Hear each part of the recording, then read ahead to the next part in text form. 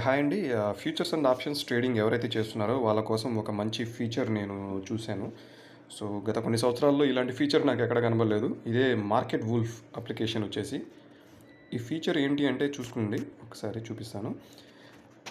జనరల్‌గా మనకి trade ideas అనేది డిఫరెంట్ అప్లికేషన్స్‌లో వస్తుంటాయి. బట్ వాడు రీసెర్చ్ అనలిస్టా కాదనేది కూడా మనం అంతగా చెప్పలేని పరిస్థితి.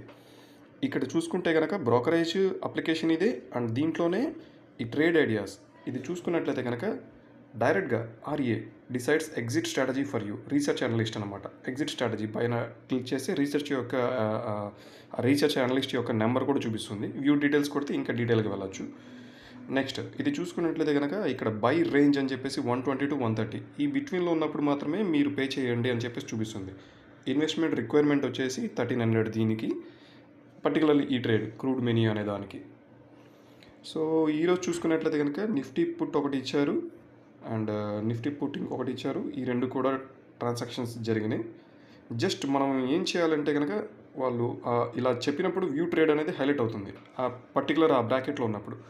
వన్స్ ఆ వ్యూ ట్రేడ్ తీసుకున్న తర్వాత ఇంకా మనం ఎగ్జిట్ ప్లాన్స్ కోసం మనం శ్రమ తీసుకోవాల్సిన పని లేదు. డైరెక్ట్గా ఎగ్జిట్ అనేది కూడా మొత్తం రీసెర్చ్ అనలిస్టే ఎగ్జిట్ చేస్తున్నారు. స్టాప్ లాస్ వాళ్ళే సెట్ చేస్తున్నారు. సో వన్స్ ఒక నోటిఫికేషన్ వచ్చిన వెంటనే మనం యాక్సెప్ట్ చేసేసి పేమెంట్ చేసేసి ఉంచేస్తే వ్యాలెట్లో పెట్టేసి సో అది యాక్సెప్ట్ అయిపోతుంది అండ్ ఎగ్జిట్ ప్లాన్ కూడా వాళ్ళు తీసుకుంటారు.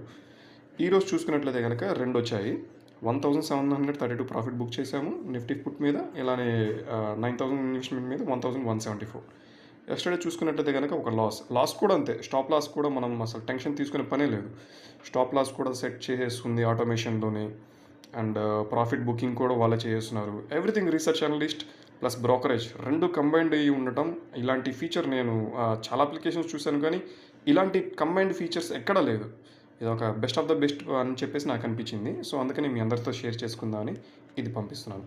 ఎవరికైనా రిక్వైర్మెంట్ ఉంది అంటే కనుక ఈ అప్లికేషన్ నేను రిఫరెన్స్ అనేది కింద పంపిస్తాను. ఈ లింక్ క్లిక్ చేసి మీకు అప్లికేషన్ డౌన్లోడ్ అవుతుంది. సో నోటిఫికేషన్ వచ్చిన వెంటనే జస్ట్ వ్యూ ట్రేడ్ అని ఉంది కదా, ఈ వ్యూ ట్రేడ్ అనేది దగ్గర హైలైట్ అవుతుంది. Trade will be reactivated once it comes within buy range. ఆ బై రేంజ్ వచ్చిన తర్వాత తీసుకుంటుంది. వన్స్ బై రేంజ్ కొట్టేసిన తర్వాత యాక్సెప్ట్ చేస్తే exit strategy everything RA decide చేస్తాడు. స్టాప్ లాస్ అంటే ఒకవేళ అనుకున్న స్ట్రాటజీ కన్నా డిఫరెంట్గా రాంగ్ రూట్లో వెళ్ళిందంటే కనుక స్టాప్ లాస్ హిట్ అవుతుంది, క్లోజ్ చేస్తుంది.